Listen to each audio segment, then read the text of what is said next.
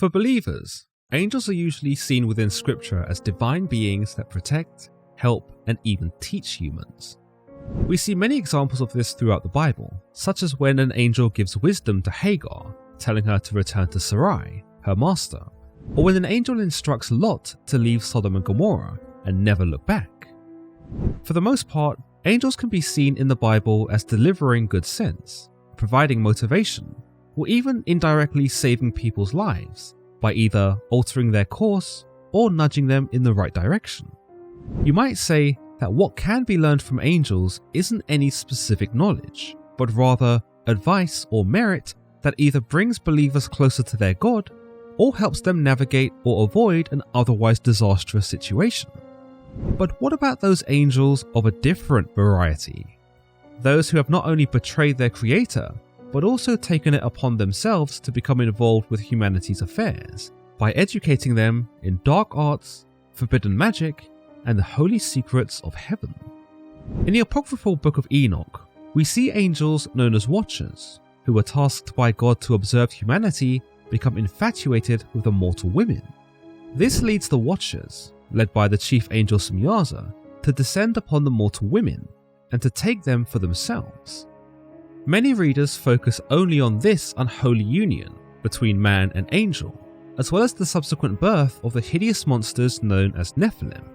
But one key part of this narrative that's often overlooked here is how the Watchers don't just turn tail and run after having their way with the women, but rather stick around to teach, share, and in effect corrupt mankind with knowledge that was not meant for them. It is in chapter 7 of the book of Enoch where we are told, "And all the others together with them took unto themselves wives, and each chose one for himself. And they began to go in unto them, and to defile themselves with them. And they taught them charms and enchantments, and the cutting of roots, and made them acquainted with plants." What we see here is argued by some commentators as the origins of witchcraft. There is an assumption here that without the intervention of Watchers, that mankind, specifically women in this example, would not have any reason nor inclination to dabble with charms and enchantments. In this example, not only were the bodies of women defiled by the Watchers, but so were their minds, for they became enticed by these charms and enchantments to the point that they lost sight of God and favoured the teachings of these bad angels instead. Unfortunately, the Book of Enoch does not go into detail as to exactly what these charms and encounters were, but again, some have used this passage as sort of an umbrella to encapsulate all facets of witchcraft or black magic. You may also notice that whilst the text is not explicit with what the charms and enchantments entailed, it is specific enough to mention the cutting of roots, and that perhaps a lot of this knowledge shared by the angels pertained to the creation of forbidden concoctions, potions, or some kind of amalgamation of leaves, herbs, and plants that mankind could use to achieve various advantages. Of course, the idea here is that if mankind was meant to possess this knowledge, then the Creator God would have divulged this information to them, suggesting to us that this was something that mankind was not meant to know. It might be said that once upon a time, the pre-flood mankind, according to this narrative, regarded plants as nothing more than features of nature, perhaps aesthetically pleasing elements that were a testament to God's design. However, it wasn't until the Watchers were these plants repurposed and presented to man in a way that made them use the plants for the purposes of evil. According to this narrative, if it wasn't for the fallen angels, mankind would likely not have ever considered using plants in this fashion, and so, through this, man is corrupted. Some may draw parallels here to Adam and Eve becoming tempted by the serpent, where they are enticed by the fruit and become knowledgeable of good and evil. In the same way, mankind is tempted by an entity with bad intentions. They are taken unawares in the absence of God, and they ultimately fail him by choosing to indulge. So with this example, we can gather that the fallen angels had some advanced knowledge when it came to herbology, agriculture, and perhaps even alchemy to some extent. They opened man's eyes to the potential and potency of the resources around them, and for better or worse, gave mankind magic, or as commentators might imply, black magic or evil magic. abilities and knowledge that humanity had no right wielding, yet had come to wield it all the same. In a subsequent chapter, we learn of another wicked angel named Azazel, an angel who, as far as the book tells us, is less concerned with the beauty of mortal women, but far more interested in weaponry, more specifically, the teachings of weapons unto man. We are told, "And Azazel taught men to make swords, knives, and shields, and breastplates, and made known to them the metals of the earth, and the art of working them, and bracelets, and ornaments, and the use of antimony, and the beautifying of the eyelids, and all kinds of costly stones, and all colouring tinctures." Here we are led to believe that these fallen angels were responsible for the creation of weapons, and that it was they that taught men to make them in the first place. In some essence, we might believe that the world therefore was once a pretty peaceful place, and that not only did man have no desire to wage war on another, he had no means to do so either. By placing a sword in his hand and pointing him in the right direction, however, the text leads us to believe that man was easily corrupted by the angels, again, just as easily as Adam and Eve were corrupted by the serpent.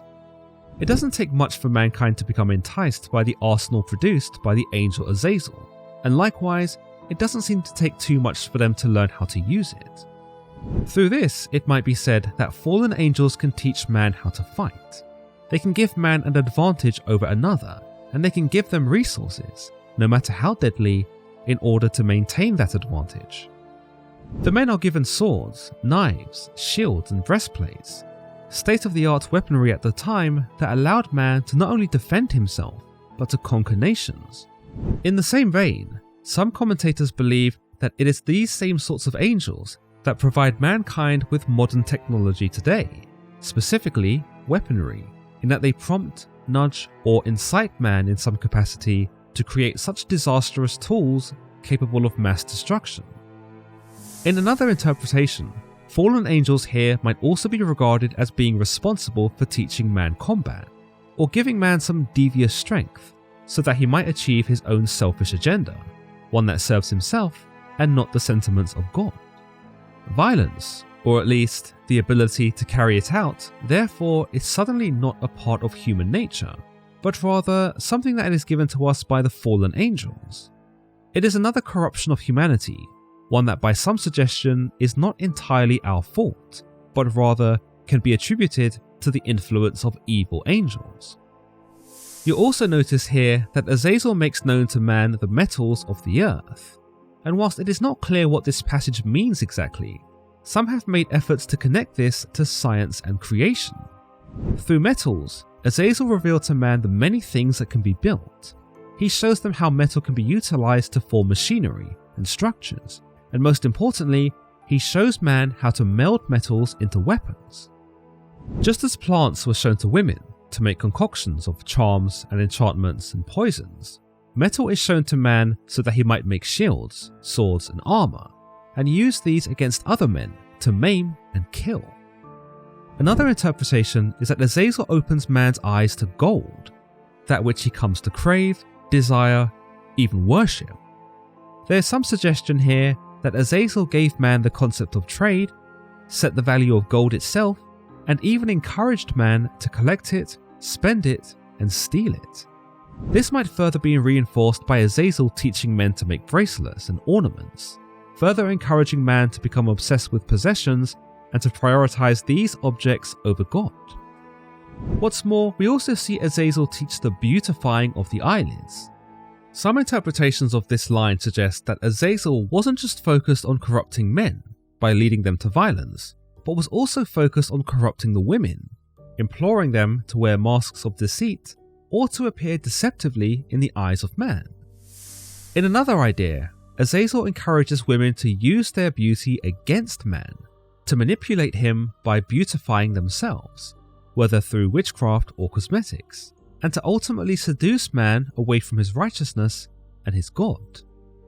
Through this, some arguments suggest that the fallen angels not only taught man and woman a variety of concepts from witchcraft, commerce, war, and deception, but also encouraged humanity to use these things against each other.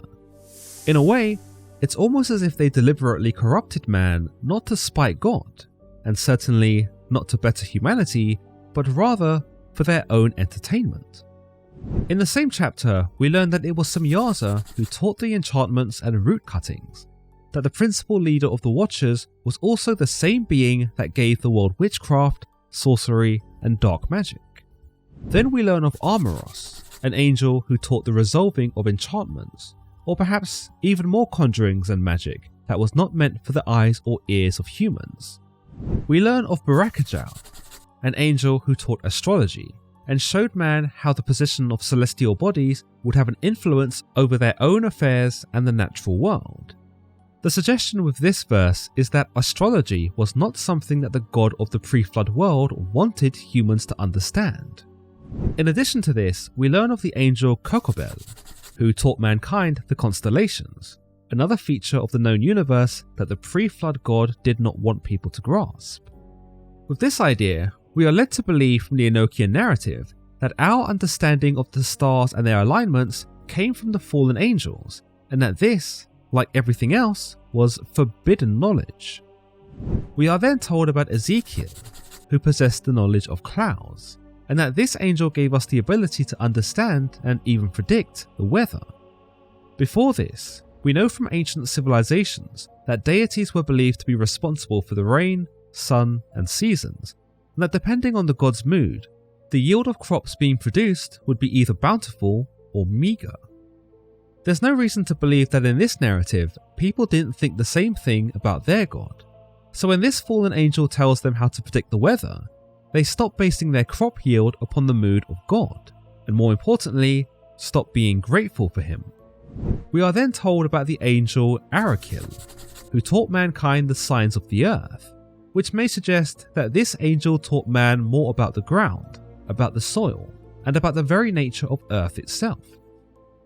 By understanding this, it might be said that man came to be aware of the earth's ecosystem, and that whilst God created the earth kind of took care of itself. Whilst purely speculation, some might say that with this knowledge, the humans of the pre-flood era grew complacent with their worship of God. For no longer were they really that impressed with God when they learned how intricate the planet was. We then learn of two angels, Shamsiel and Sariel, who teach mankind about the sun and the moon respectively. Like with Arakil teaching man about the earth, it might be said that once man learned how interesting and complex the sun and the moon were, as well as the influence this star and satellite had on the earth, they were far less concerned with their god, especially considering that these elements worked automatically without his continued involvement. From what we can tell from the Enochian legend, much of what humanity learned in the pre-flood era carried over into the New World. There were still accounts of witchcraft, there was certainly war and bloodshed, and as far as the forbidden knowledge goes, much, if not all of it, was available to man after the deluge too. Either mankind managed to relearn what they had gathered, much as mankind was still aware of good and evil from the days of Adam and Eve, or God didn't bother removing this knowledge now that man had already learned it. Another argument comes from a later chapter in the book of Enoch, where God tells Enoch to tell the Watchers that though they did know some secrets that were not meant for man, those secrets weren't even all that great. We are told, "And now as to the Watchers who have sent thee to intercede for them, who had been after a time in heaven, say to them, you have been in heaven, but all the mysteries had not yet been revealed to you, and you knew worthless ones." As always guys, if you've enjoyed today's episode, then don't forget to give this video a like, and don't forget to subscribe for more content just like this. Until next time.